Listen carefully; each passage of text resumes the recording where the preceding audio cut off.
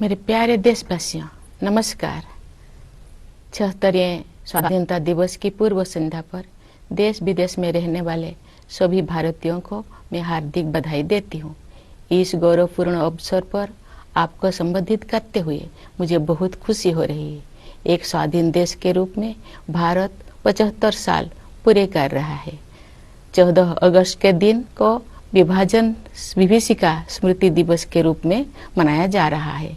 इस स्मृति दिवस को मनाने का उद्देश्य सामाजिक सद्भाव, मानव सशक्तिकरण और एकता को बढ़ावा देना है। 15 अगस्त 1947 के दिन हमने औपनिवेशिक शासन की बेड़ियों को काट दिया था। उस दिन हमने अपनी नियति को नया स्वरूप देने का निर्णय लिया था। उस शुभ दिवस की वर्षगांठ मनाते हुए हम लोग सभी स्वाधीनता सेनानियों को सादर नमन करते हैं। उन्होंने अपना सर्वस्व बलिदान कर दिया ताकि हम सब एक स्वाधीन भारत में सांस ले सके। भारत की आज़ादी हमारे साथ साथ विश्व में लोकतंत्र के हर समर्थक के लिए उत्सव का विषय है। जब भारत स्वाधीन हुआ तो अनेक अंतर्राष्ट्रीय नेताओं और विचारकों ने हमारी लोकतांत्रिक शासन प्रणाली की सफलता के विषय में आशंका व्यक्त की थी। उनकी इस आशंका के कई कारण भी थे। उन दिनों लोकतंत्र आर्थिक रूप से उन्नत राष्ट्र तक ही सीमित था। विदेशी शासकों ने वर्षों तक भारत का शोषण किया था। इस कारण भारत के लोग गरीबी और अशिक्षा से जूझ रहे थे। लेकिन भारतवासियों ने उन लोगों की आशंकाओं को गलत साबित कर दिया। भारत की मिट्टी में लोकतंत्र की जोड़ें लगातार गहरी और मजबूत होती गई। अधिकांश लोकतांत्रिक देशों में वोट देने का अधिकार प्राप्त करने के लिए महिलाओं को लंबे समय तक संघर्ष करना पड़ा। लेकिन हमारे गणतंत्र की शुरुआत से ही भारत ने सार्वभौमिक वयस्क मताधिकार को अपनाया। इस प्रकार आधुनिक भारत के निर्माताओं ने प्रत्येक वयस्क नागरिकों को राष्ट्र निर्माण की सामूहिक प्रक्रिया में भाग लेने का अवसर प्रदान किया। भारत को यह श्रेय जाता है कि उसने विश्व समुदाय को लोकतंत्र की वास्तविक क्षमता से परिचित कराया। मैं मानती हूँ कि भारत की ये उपलब्धि केवल संयोग नहीं थी। सभ्यता के आरंभ में ही भारत भूमि के संतों और महात्माओं ने सभी प्राणियों की समता व एकता पर आधारित जीवन दृष्टि विकसित कर ली थी। महात्मा गांधी जैसे महानायक के नेतृत्व में हुई स्वाधीनता संग्राम के दौरान हमारे प्राचीन जीवन मूल्यों को आधुनिक युग में फिर से स्थापित किया गया। इसी कारण से हमारे लोकतंत्र में भारतीयता के तत्व दिखाई देते हैं। गांधी जी सत्ता के विकेंद्रीकरण और जनसाधारण को अधिकार संपन्न बनाने के पक्षधर थे। पिछले 75 सप्ताह से हमारे देश में स्वाधीनता संग्राम के महान आदर्शों का स्मरण किया जा रहा है। आजादी का अमृत महोत्सव मार्च 2021 में दांडी यात्रा की स्मृति को फिर से जीवंत रूप देकर शुरू किया गया है। उस युगांतरकारी आंदोलन में हमारे संघर्ष को विश्व पटल पर स्थापित किया था। उसे सम्मान देकर हमारे इस महोत्सव की शुरुआत की गई। ये महोत्सव भारत की जनता को समर्पित है। देशवासियों द्वारा हासिल की गई सफलता के आधार पर आत्मनिर्भर भारत के निर्माण का संकल्प भी इस उत्सव का हिस्सा है। हर आयु वर्ग के नागरिक पूरे देश में आयोजित इस महोत्सव के कार्यक्रम में उत्साहपूर्वक भाग ले रहे हैं। ये भव्य महोत्सव अब हर घर तिरंगा अभियान के साथ आगे बढ़ रहा है। आज देश के कोने कोने में हमारा तिरंगा शान से लहरा रहा है। स्वाधीनता आंदोलन के आदर्शों के प्रति इतने व्यापक स्तर पर लोगों में जागरूकता को देखकर हमारे स्वाधीनता सेनानी अवश्य प्रफुल्लित हुए होते। हमारा गौरवशाली स्वाधीनता संग्राम इस विशाल भारत भूमि में बहादुरी के साथ संचालित होता रहा। अनेक महान स्वाधीनता सेनानियों ने वीरता के उदाहरण प्रस्तुत किए और राष्ट्र जागरण की मशाल अगली पीढ़ी को सौंपे। अनेक वीर योद्धाओं तथा उनके संघर्षों, विशेषकर किसानों और आदिवासी समुदाय के वीरों का योगदान एक लंबे समय तक सामूहिक स्मृति से बाहर रहा। पिछले वर्ष से हर 15 नवंबर को जनजातीय गौरव दिवस के रूप में मनाने का सरकार का निर्णय स्वागत योग्य है। हमारे जनजातीय महानायक केवल स्थानीय या क्षेत्रीय प्रतीक नहीं है, बल्कि ये पूरे देश के लिए प्रेरणा का स्रोत है। प्यारे देशवासियों, एक राष्ट्र के लिए, विशेष रूप से भारत जैसे प्राचीन देश के लंबे इतिहास में 75 वर्ष का समय बहुत छोटा प्रतीत होता है, लेकिन व्यक्तिगत स्तर पर एक कालखंड एक जीवन यात्रा जैसा है। हमारे वरिष्ठ नागरिकों ने अपने जीवन काल में अद्भुत परिवर्तन देखे हैं। ये गवाह है कि कैसे आजादी के बाद सभी पीढ़ियों ने कड़ी मेहनत की, विशाल चुनौतियों का सामना किया और स्वयं अपने भाग्य विधाता बने। इस दौर में हमने जो कुछ सीखा है वो सब उपयोगी साबित होगा, क्योंकि हम राष्ट्र की यात्रा में एक ऐतिहासिक पड़ाव की ओर आगे बढ़ रहे हैं। हम सब 2047 में स्वाधीनता के शताब्दी उत्सव तक की 25 वर्षों की अवधि यानी भारत के अमृत काल में प्रवेश कर रहे हैं। हमारा संकल्प है कि वर्ष 2047 तक हम अपने स्वाधीनता सेनानियों के सपनों को पूरी तरह साकार कर लेंगे। इसी कालखंड में हम बाबा साहेब भीमराव अंबेडकर के नेतृत्व में संविधान का निर्माण करने वाला विभूतियों के विजन को साकार कर चुके होंगे। एक आत्मनिर्भर भारत के निर्माण में हम पहले से ही तत्पर हैं। वो एक ऐसा भारत होगा जो अपनी संभावनाओं को साकार कर चुका होगा। दुनिया ने हाल के वर्षों में एक नए भारत को उभरते हुए देखा है। खासकर कोविड-19 के प्रकोप के बाद इस महामारी का सामना हमने जिस तरह किया है उसकी सर्वत्र सराहना की गई है। हमने देश में ही निर्मित वैक्सीन के साथ मानव इतिहास का सबसे बड़ा टीकाकरण अभियान शुरू किया। पिछले महीने हमने 200 करोड़ वैक्सीन कवरेज का आंकड़ा पार कर दिया है। इस महामारी का सामना करने में हमारी उपलब्धियां विश्व के अनेक विकसित देशों से अधिक रही है। इस प्रशंसनीय उपलब्धि के लिए हम अपने वैज्ञानिकों, डॉक्टरों, नर्सों, पैरामेडिक्स और टीकाकरण से जुड़े कर्मचारियों के आभार हैं। इस आपदा में कोरोना योद्धाओं द्वारा किया गया योगदान विशेष रूप से प्रशंसनीय है। कोरोना महामारी ने पूरे विश्व में मानव जीवन और अर्थव्यवस्थाओं पर कठोर प्रहार किया है।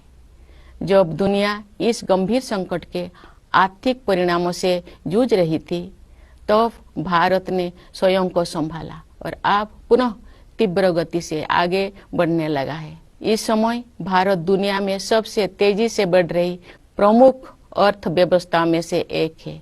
भारत को स्टार्टअप इकोसिस्टम का विश्व में ऊंचा स्थान है। हमारे देश में स्टार्टअप्स की सफलता, विशेषकर यूनिकॉर्न्स की बढ़ती हुई संख्या हमारी औद्योगिक प्रगति का शानदार उदाहरण है। विश्व में चल रही आर्थिक कठिनाई के विपरीत भारत की अर्थव्यवस्था को तेजी से आगे बढ़ाने के श्रेय सरकार तथा नीति निर्माताओं को जाता है। पिछले कुछ वर्षों के दौरान फिजिकल और डिजिटल इंफ्रास्ट्रक्चर के विकास में अभूतपूर्व प्रगति हुई है। प्रधानमंत्री गति शक्ति योजना के द्वारा कनेक्टिविटी को बेहतर बनाया जा रहा है। परिवहन के जल, थल, वायु आदि पर आधारित सभी माध्यमों को भलीभांति एक दूसरे के साथ जोड़कर पूरे देश में आवागमन को सुगम बनाया जा रहा है। प्रगति के प्रति हमारे देश में दिखाई दे रही उत्साह का श्रेय कड़ी मेहनत करने वाले हमारे किसान व मजदूर भाई बहनों को भी जाता है। साथ ही व्यवसाय की सूझबूझ से समृद्धि का सृजन करने वाले हमारे उद्यमियों को भी जाता है। सबसे अधिक खुशी की बात है कि देश का आर्थिक विकास और अधिक समावेशी होता जा रहा है तथा क्षेत्रीय विषमताएं भी कम हो रही है। लेकिन ये तो केवल शुरुआत ही है। दूरगामी परिणाम वाले सुधारों और नीतियों द्वारा इन परिवर्तनों की आधार भूमि पहले से ही तैयार की जा रही थी। उदाहरण के लिए डिजिटल इंडिया अभियान द्वारा ज्ञान पर आधारित अर्थव्यवस्था की आधारशिला स्थापित की जा रही है। राष्ट्रीय शिक्षा नीति का उद्देश्य भावी पीढ़ी को औद्योगिक क्रांति के अगले चरण के लिए तैयार करना तथा उन्हें हमारी विरासत के साथ फिर से जोड़ना भी है। आर्थिक प्रगति से देशवासियों का जीवन और भी सुगम होता जा रहा है।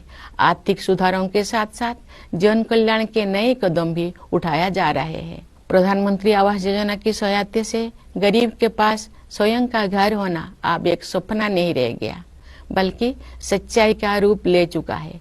इसी तरह जल जीवन मिशन के अंतर्गत हर घर जल योजना पर कार्य चल रहा है। इन उपायों का और उसी तरह के अन्य प्रयासों का उद्देश्य सभी को, विशेषकर गरीबों को, बुनियादी सुविधाएं प्रदान करना है। भारत में आज संवेदनशीलता व कोरोना के जीवन मूल्यों को प्रमुखता दी जा रही है। इन जीवन मूल्यों का मुख्य उद्देश्य हमारे वंचित, जरूरतमंदों तथा समाज के हाशिए पर रहने वाले लोगों के कल्याण हेतु कार्य करना है। हमारे राष्ट्रीय मूल्यों को नागरिकों के मूल कर्तव्यों के रूप में भारत के संविधान में समाहित किया गया है। देश के प्रत्येक नागरिक से मेरा अनुरोध है कि वे अपने मूल कर्तव्यों के बारे में जानें, उनका पालन करें, जिससे हमारा राष्ट्र नई ऊंचाइयों को छू सके। प्यारे देशवासियों, आज देश में स्वास्थ्य, शिक्षा और अर्थव्यवस्था तथा उनके साथ जुड़े अन्य क्षेत्रों में जो अच्छे बदलाव दिखाई दे रहे हैं, उनके मूल में सुशासन पर विशेष बल दिए जाने की प्रमुख भूमिका है। जब राष्ट्र सर्वोपरि की भावना से कार्य किया जाता है तो उसका प्रभाव प्रत्येक निर्णय एवं कार्य क्षेत्र में दिखाई देता है। ये बदलाव विश्व समुदाय में भारत की प्रतिष्ठा में भी दिखाई दे रहा है। भारत के नया आत्मविश्वास का स्रोत देश के युवा, किसान और सबसे बढ़कर देश की महिलाएं हैं। अब देश में स्त्री पुरुष के आधार पर असमानता कम हो रही है। महिलाएं अनेक रूढ़ियों और बाधाओं को पार करते हुए आगे बढ़ रही हैं। सामाजिक और राजनीतिक प्रक्रियाओं में उनकी बढ़ती भागीदारी निर्णायक साबित होगी। आज हमारी पंचायती राज संस्थाओं में निर्वाचित महिला प्रतिनिधियों की संख्या 14 लाख से कहीं अधिक है। हमारे देश की बहुत सी उम्मीदें हमारी बेटियों पर टिकी हुई है। समुचित अवसर मिलने पर वे शानदार सफलता हासिल कर सकती है। अनेक बेटियों ने हाल ही में संपन्न हुए राष्ट्रमंडल खेलों में देश का गौरव बढ़ाया है। हमारे खिलाड़ी अन्य अंतर्राष्ट्रीय प्रतियोगिताओं में भी देश को गौरवान्वित कर रहे हैं। हमारे बहुत से विजेता समाज के वंचित वर्गों में से आते हैं। हमारी बेटियां फाइटर पायलट से लेकर स्पेस साइंटिस्ट होने तक हर क्षेत्र में अपना परचम लहरा रहे हैं। प्यारे देशवासियों, जब हम स्वाधीनता दिवस मनाते हैं तो वास्तव में हम अपनी भारतीयता का उत्सव मनाते हैं। हमारा भारत अनेक विविधताओं से भरा देश है, परंतु इस विविधता के साथ ही हम सभी में कुछ ना कुछ ऐसा है जो एक समान है।